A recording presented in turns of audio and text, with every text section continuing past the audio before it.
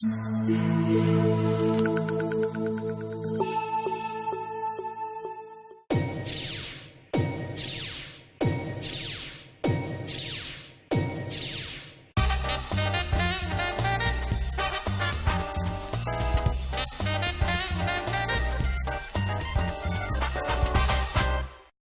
pessoal de casa, meu amigo Albino está no ar. Obrigado pela audiência.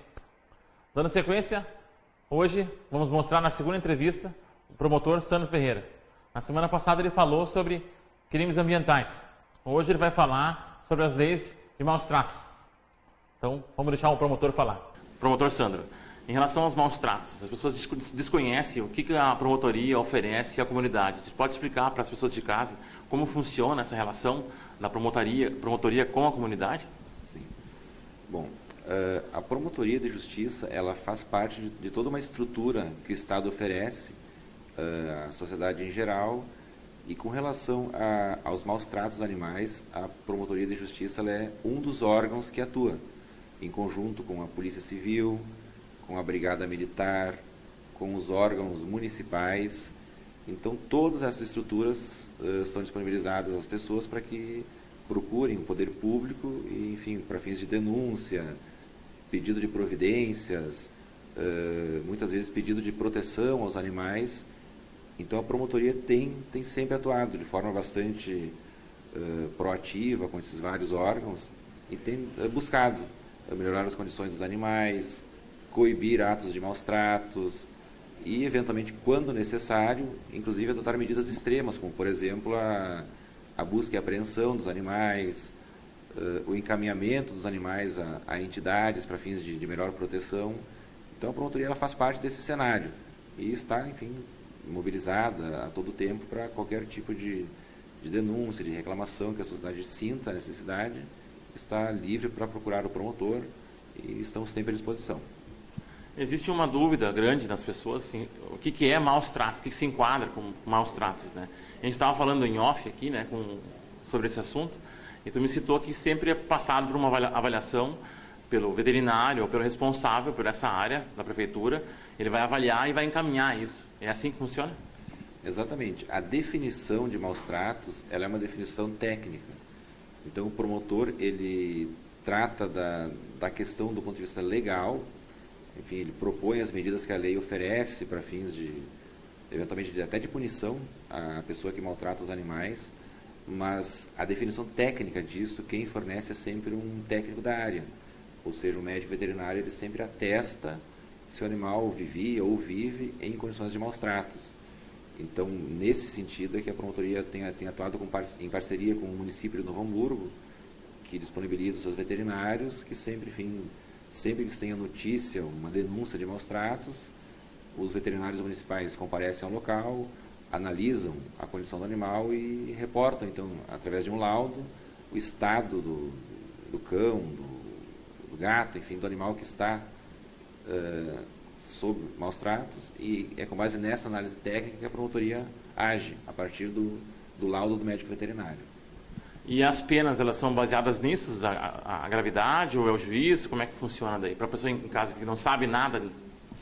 As penas, a fixação de penas no direito brasileiro, ela é dada por lei federal.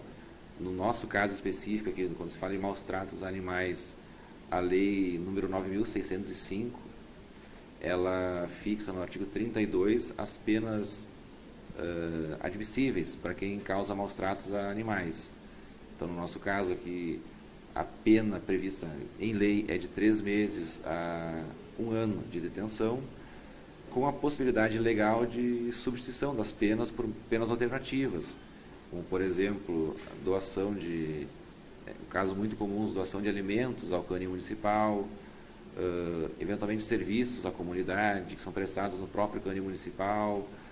Enfim, são medidas, são formas que sempre se busca, em última instância, o caráter educacional da pena, procura-se, enfim, educar o eventual sujeito que foi flagrado maltratando um animal, para que ele não volte a essas práticas, e ao mesmo tempo pensando sempre em melhorar a estrutura de proteção dos animais.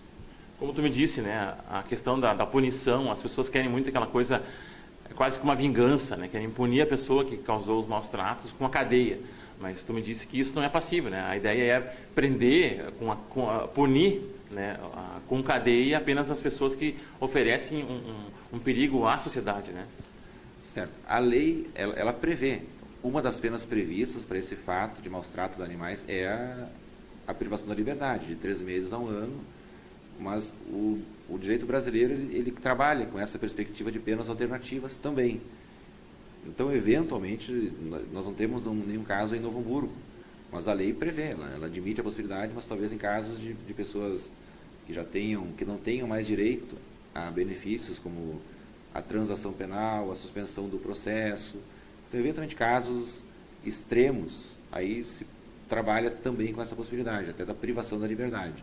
Mas não é o comum, não é, enfim, não é da rotina da promotoria casos em que se culmine uma prática de maus tratos com a prisão. Aqui no nosso caso aí, em Novo Hamburgo, nós não tivemos nenhum caso ainda em que se tenha chegado a esse estágio.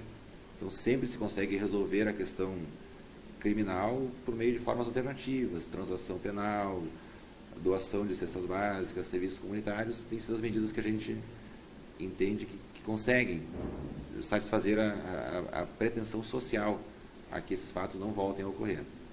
E isso ocorre de meio rápido ou lento? Como é que é o processo disso? Depende muito de cada situação concreta, mas, em geral, desde que o fato chega ao conhecimento da promotoria, então se acionam os órgãos, porque a primeira necessidade que se sente sempre que se tem uma notícia de maus tratos é retirar o animal daquela condição. Então, o primeiro passo sempre se aciona o poder público municipal para que ele compareça ao local, verifique a situação do animal e, caso constate maus tratos, já haja de imediato, enfim, já adote as providências cabíveis. Eventualmente, o município, dependendo do caso concreto, ele orienta o proprietário, ele passa algumas orientações para que o animal seja, enfim, colocado numa condição melhor.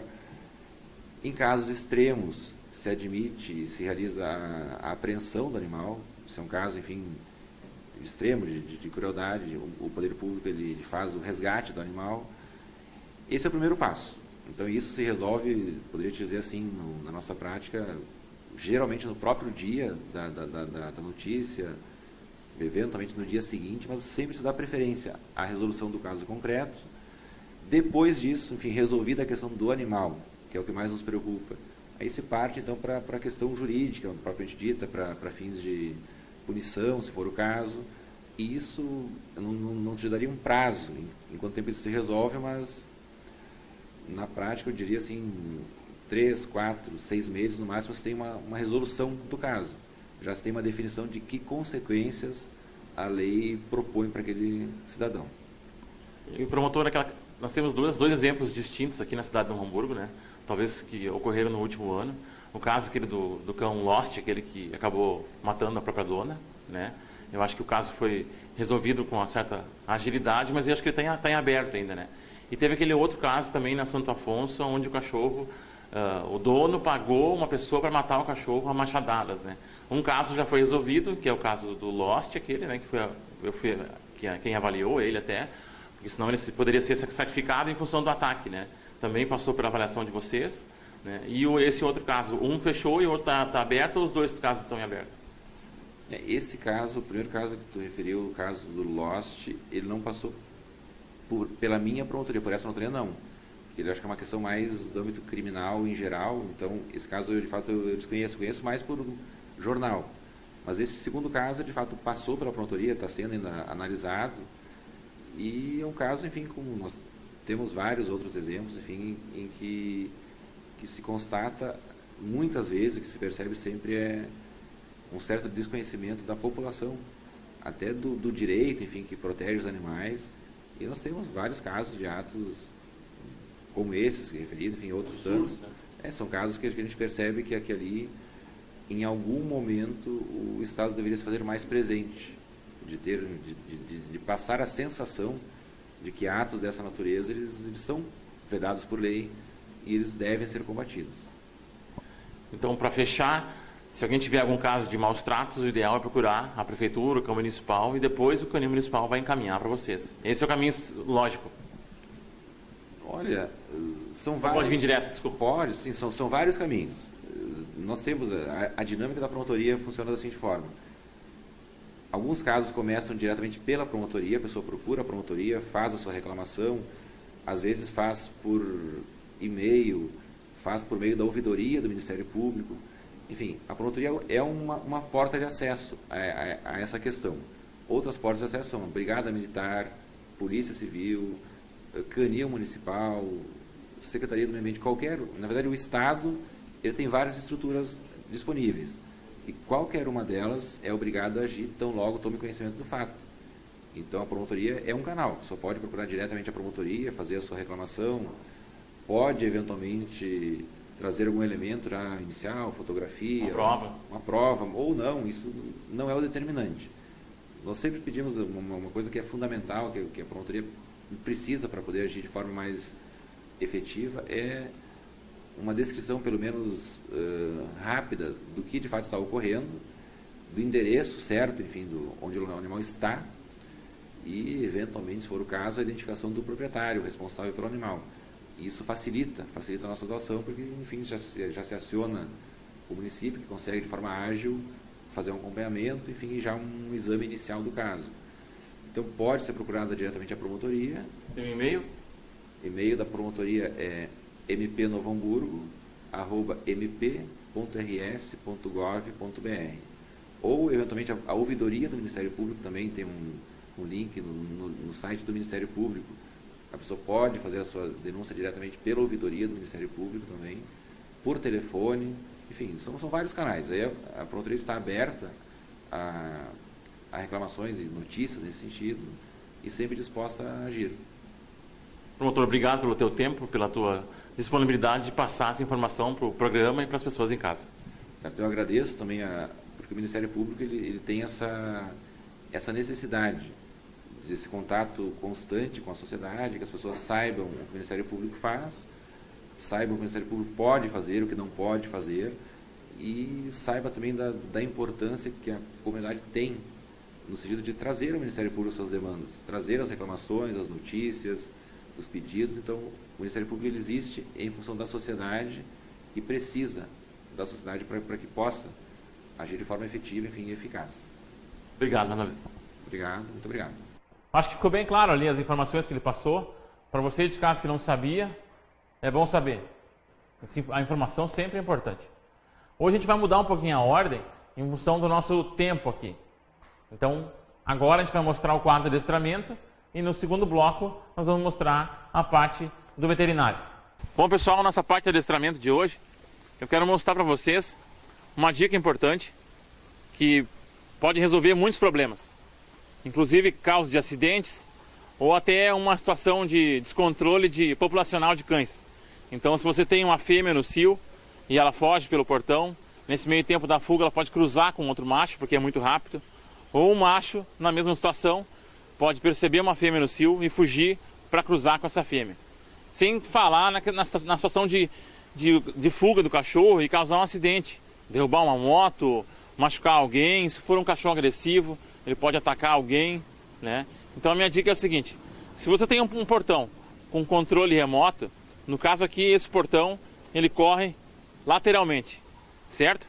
Então você começa da seguinte forma: num princípio básico, ao menos ensine o seu cachorro a sentar, certo? Para depois ensinar ele a não sair pelo portão. Então a gente vai mostrar aqui para vocês que vocês vão posicionar o cachorro num lugar onde ele pode ficar sentado, senta, e daí você vai abrir o portão. Nesse meio tempo, tu vai usar o senta, fica dizendo o senta enquanto tu abre o portão, certo? Vai praticar essa situação. Abrir o portão, mantém ele sentado no senta. Aí vai fechar o portão, que é um tempo suficiente, de repente, para uma pessoa passar. Já é uma evolução. Então pratica o senta, para evitar que o cachorro fuja. O que você pode fazer é, depois disso, ir lá, de repente, dar um petisco para ele, para premiar aquele comportamento. A partir daí, tu vai evoluir o tempo de permanência do cachorro ficar sentado. Tu vai mandar ele sentado, senta, vai abrir o portão e vai esperar o portão ficar aberto por um tempo. É claro que nesse caso, vocês estão vendo aí em casa, que eu estou na frente do portão, mantendo o comando senta, para ele permanecer sentado enquanto eu abro o portão. Ó, agora a gente aumentou um pouquinho o tempo de permanência, talvez até para um carro passar ou entrar. Já é o suficiente. Vamos fechar. Aí você vai premiar o cachorro. Pode usar um petisco você em casa, não tem problema nenhum. Mas o importante é criar essa relação. Usa o senta. Primeiro você faz isso a pé, né? Não aconselho tu fazer isso de carro. Primeiro faz a pé. Cria a situação primeiro a pé. Manda ele sentar, abre o portão várias vezes, mantém ele sentado.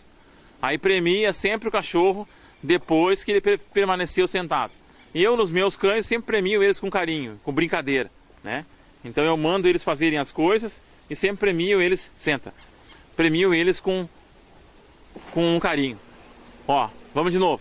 No caso, é claro aqui, ele é adestrado já, obviamente, mas eu quero explicar para vocês como vocês podem fazer isso em casa, né? Então usa o senta, abre o portão, fecha o portão, premia o cachorro. Senta, abre o portão, fecha o portão, premia o cachorro. É simples, com a frequência de 1 ou 2 vezes por dia, em uma semana você vai fazer isso 15 vezes, ou se você fizer uma frequência um pouco maior diária, tu vai aumentar isso ou triplicar esse número numa semana. Então tu pode ensinar o cachorro a não sair pelo portão em uma semana. É simples, pessoal. Na saída, a mesma coisa. O que tu pode fazer daí? Saiu de carro ou saiu a pé, fecha o portão e daí vai lá e premia o cachorro pelo lado de fora. Certo? Isso para situações onde tu tem grade, onde tu tem tela. Quando tu tem muro, o ideal é tu criar um senta, de repente o cachorro sentar um pouquinho mais longe do portão, para evitar que ele tenha essa visão para a rua, que essa visão para a rua pode causar uma excitação maior e fazer com que ele fuja. Paciência, pessoal. É só praticar, praticar, praticar que funciona. Era isso? Nosso quadro de adestramento. A gente vai para um rápido intervalo e já voltamos. Espero você no segundo bloco.